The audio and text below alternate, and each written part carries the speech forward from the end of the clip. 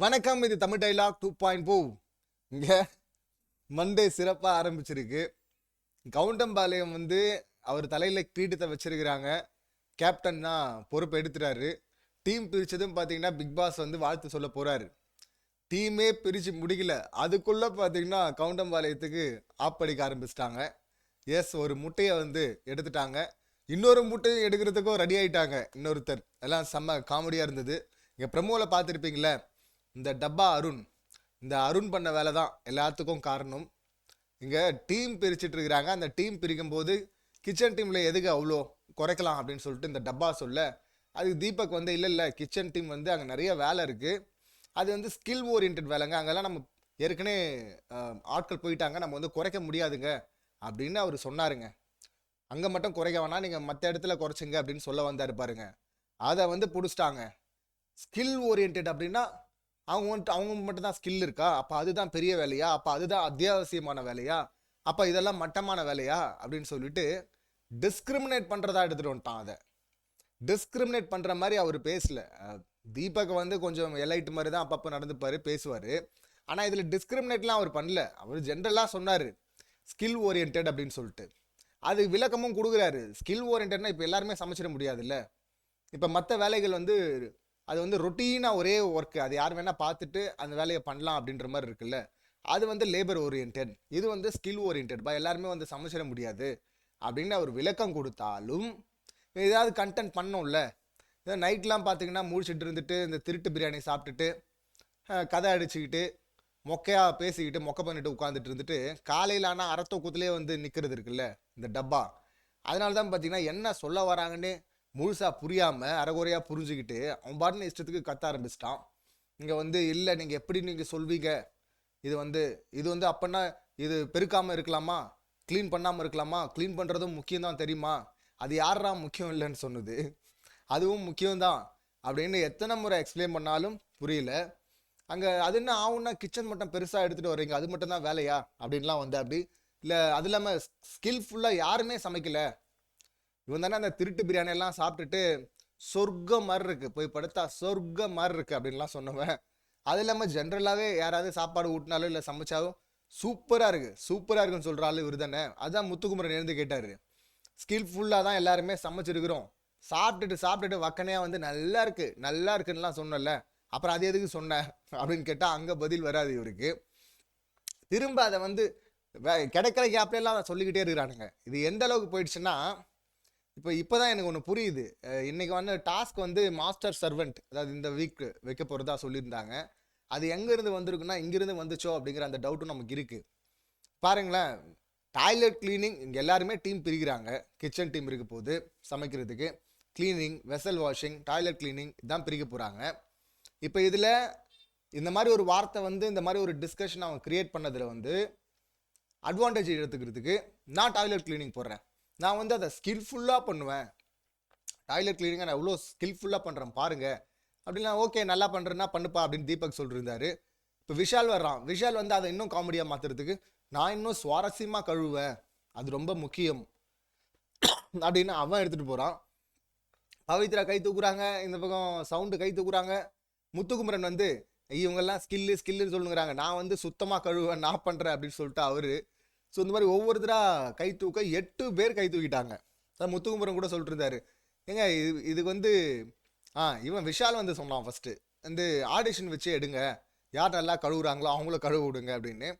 அப்போ ஆடிஷன் வச்சிருவோம் அப்படின்னு சொல்ல முத்துக்குமரன் சொல்லிட்டு இருந்தாரு, அப்போ 8 பேர் கை தூக்குறாங்கன்னா அதுக்கு தனி டீம்லாம் தேவையில்லை, டெய்லி ஒருத்தருக்கு ஆடிஷன் வச்சிருவோம், அப்படியே இந்த ஒரு வாரத்தை முடிச்சிருவோம் அப்படின்னு அவர் சொல்லிட்டு இருந்தா. அப்படி இதை ஒரு முறை காமெடியாக்குறது வேற, ஒவ்வொரு முறையும் கிடைக்கிற கேப்லாம் அந்த விஷால் அதை காமெடியாக்க மஞ்சரி எழுந்து சொன்னாங்க, இல்லை இது டிஸ்கிரிமினேஷன் அப்படிங்கிறது உங்களுக்கு எல்லாம் காமெடியாக தெரியுதா, இல்லை எப்படி நீங்கள் அவர் மேனிப்புலேட் பண்ணுறாரு அருண், இங்கே சம்மந்தமே இல்லாமல் இந்த வேலை எல்லாராலும் பண்ண முடியாது சமைக்கிறதுன்னு சொல்ல வந்த ஒரு விஷயத்த அப்படியே ட்விஸ்ட் பண்ணி விட்டு இது மேலே இது கீழே நாக்கி டிஸ்கிரிமினேஷனுக்குள்ளே எடுத்துகிட்டு போயிட்டு அப்படி மேனிப்புலேட் பண்ணிட்டு அப்படி அதை நீங்கள் காமெடி பண்ணுறன்ற பேரில் நீங்கள் காமெடி பண்ணிட்டு இருக்கிறீங்க, அது ரொம்ப தப்பு, அதை பண்ணாதீங்க அப்படின்னு அவங்க சொன்னாங்க ஸ்ட்ராங்காக.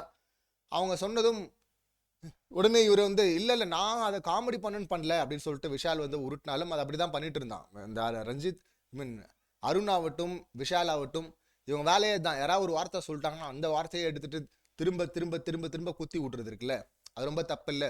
இந்த இடத்துல தீபக்கும் சுதாரிச்சிட்டாரு. அடுத்து அவர் எழுந்து சொன்னாரு, நான் சொன்ன வார்த்தைக்கு வந்து நான் அந்த வார்த்தையில ஸ்டாண்ட் பண்றேன், நான் யாரையும் டிஸ்கிரிமினேட் பண்ணல, நான் அந்த வேலையும் பார்த்துருக்கிறேன், இந்த வேலையும் பார்த்துருக்கிறேன். ஸ்கில் ஓரியன்ட் வேலை அப்படின்னு பொதுவாக நீங்கள் எந்த வேலைக்கு போனாலும் சொல்லுவாங்க, ஸ்கில் ஓரியன்ட் வேலை, இது லேபர் ஓரியன்ட் வேலை அப்படின்னு. இதுக்கான டிஃப்ரென்ஸ் அப்படின்னு சொல்லிட்டு இவங்க ஜாக்லின் கூட இருந்து சொல்லிட்டு இருந்தாங்க. இங்கே ஸ்கில் ஓரியன்ட் அப்படின்னா எல்லாரும் பண்ண முடியாது, அது ஒரு திறமை சார்ந்தது. அது இப்போ லேபர் ஓரியன்ட்னா அதை நம்ம பார்த்துட்டே அதை பண்ணிக்கலாம், அது ஈஸியாக கற்றுக்கலாம், அது வந்து ரொட்டீனாக பண்ணுறது. அது அப்படின்னா சமைக்கிறது கூட தானே ரொட்டீனாக பண்ணுறது அப்படின்ட்டு இருக்கிறான். இவனை என்ன சொல்கிறது டப்பாவை? அப்படி எல்லாரும் போய் சமைச்சிட முடியுமா? அந்த கிராசரியே அது வேஸ்ட் ஆகும்ல. பட் கிளீனிங் வந்து இது சரியா பண்ணலடா அப்படின்னாக்கா இன்னொரு மாதிரி பண்ண சொல்ல போறாங்க. அது ரொம்ப ஜென்ரலான ஒரு விஷயம். பட் அதுக்கு வந்து இவர் டிஸ்கிரிமினேட் பண்ணும்போது எழுந்து நின்று குரல் கொடுக்கறது வேற, டிஸ்கிரிமினேட்டே பண்ணாத போது டிஸ்கிரிமினேட் பண்றாங்க அப்படின்னு சொல்லிட்டு அதை திருப்பி விட்டு அதுக்கு நான் ஸ்டாண்ட் பண்றேன் பாரு, நான் எவ்வளோ நல்லவன் பாரு அப்படின்னு பண்றது, அது ஹைலி ட்ராமா இல்லை. அந்த ட்ராமாவை தான் இந்த டப்பா அருண் வந்து தொடர்ந்து பண்ணிட்டு இருந்தாரு. இதுல காமெடி ஆக்குறேன்னு சொல்லிட்டு விஷால் அதை வேற மாதிரி எடுத்துட்டு போனாரு. கரெக்டான இடத்துல முத்துக்குமரனும் சரி, தீபக், மஞ்சரி அழகா கட் பண்ணாங்க. அது தப்புன்னு சொன்னாங்க. அங்க இருக்கிற எல்லாருக்குமே புரியுது இந்த டப்பா அருண் வந்து இதை சும்மா ஒண்ணுமே இல்லாமல் பண்ணிட்டு இருக்கிறான் அப்படின்னு சொல்லிட்டு. இந்த டிஸ்கஷன் வளர வளர பார்த்தீங்கன்னா 3 முட்டையை கொடுத்துருக்குறாங்க ரஞ்சித்துக்கு. இவருக்கு பசிலாக அமிச்சாங்கல்ல, அந்த டைல்ஸ் அமிச்சாங்க யார், ஜெஃப்ரிக்கு. இப்போ இவங்களுக்கு பார்த்தீங்கன்னா அருணுக்கு வந்து அந்த நாடா அனுப்பியிருந்தாங்க, 5 நாடா எடுத்தா கேப்டன்சி அவுட்டு அப்படின்னு. மஞ்சரிக்கு வந்து பேட்ச் அனுப்பியிருந்தாங்க, 3 பேட்ச் எடுத்தா அவுட்டு அப்படின்னு. தீபக்கு வந்து ஃப்ளவர் அனுப்பியிருந்தாங்க, ஃப்ளவரை கட் பண்ணால் ஃப்ளவரை கட் பண்ணால் அவுட்டு கேப்டன்சி அப்படின்னு. இந்த மாதிரி 3 முட்டையை அனுப்பியிருக்கிறாங்க ரஞ்சித்துக்கு. 3 முட்டையை எடுத்துட்டாங்கன்னா இவர் கேப்டன்சி காலி. ஸோ இது ரொம்ப வளவலான்னு போயிட்டு இருந்தது. இந்த டீம் பிரிக்கிறதுலேயே பார்த்தீங்கன்னா முத்துக்குமரன் 2 முறை 3 முறை என்ன சொல்லிட்டாரு, ஐயா அந்த ஸ்கில்லு லேபர் இதெல்லாம் கூட அப்புறம் வச்சுக்கலாம் ஐயா, முதல்ல வந்து டீமை பிரிங்கயா, டீமை பிரிங்கயா அப்படின்னு சொல்லிக்கிட்டே இருக்கிறாரு. பவித்ரா அந்த பக்கம் இருந்து சொல்றாங்க, எல்லாரும் சண்டை போடுறாங்க, காரணம் பசிக்குது போல இருக்கு, பசிக்கு இன்னொரு அடி ஆகணும், கொஞ்சம் டீமை சீக்கிரம் பிரிங்க அப்படின்னு. டீம் பிரிக்க வராரு ரஞ்சித். ஆனா வந்து இப்போ ஒரு டாஸ்க்ல ஒவ்வொருத்தரா போய் ஒரு டாஸ்க்ல ஒரு ஒப்பீனியனை சொல்றாங்க அப்படின்னா அதுக்கு ஒரு டைமிங் இருக்கும், அதுலேயே நிறைய நேரம் பேசுறவங்களாம் இருக்கிறாங்க. பட் இப்போ கேப்டனா ரஞ்சித் இருக்கும்போது இவருக்கு டைமிங் எண்டே கிடையாது, பஸ்ஸரே கிடையாது. அதனால என்ன பண்றாருன்னா காமெடி பண்றேன்னு சொல்லிட்டு ஒவ்வொருத்தர் பேசுறதுக்கும் கவுண்டர் கொடுக்குறேன்னு, அதுவும் ஸ்லோவா தங்கும் கண்ணு செல்லம், இது வந்து பஞ்சாயத்து மரம் மாதிரி, இங்கே கூட நீ பேசலன்னா எங்கேயுமே பேச முடியாது, எல்லாருமே பேசணும் கண்ணு, எல்லாருமே அவங்க கருத்தை சொல்லணும் கண்ணு அப்படின்லாம் சொல்லிட்டு வள வள வள வளன்னு இழுத்துட்டு இருக்கு. அப்படி எனக்கே கடுப்பாக இருந்தது அது பார்க்குறது. யோ சீக்கிரமாக பேச தொலையா, என்னையா பண்ணுற அப்படின்னு. ஸோ அந்த டீமை கம்ப்ளீஷனுக்கே வரலங்க. டீமை பிரித்து ஒவ்வொரு டீம்லேயும் ஒரு இன்சார்ஜை போட்டு சார்ஜென்ட்டாக விஷாலை சொல்லியிருந்தேன் அப்படி. ஸோ அந்த மாதிரி போட்டு ஃபைனல் பண்ணுறது எவ்வளோ நேரம் அது, அது இன்னும் பெரிய வேலை கிடையாது. அந்த வேலைக்கு பார்த்தீங்கன்னா அவ்வளோ நடுநூலில் பேசி பேசி பேசி வெறிப்பேற்றிட்டு இருந்ததுனால இப்போ அந்த டிஸ்கிரிமினேஷன் பஞ்சாயத்து வந்து அப்பப்போ திரும்ப திரும்ப அந்த சண்டையாக மாறிட்டு இருந்ததுனால இவங்க தர்ஷிகா வந்துட்டாங்க.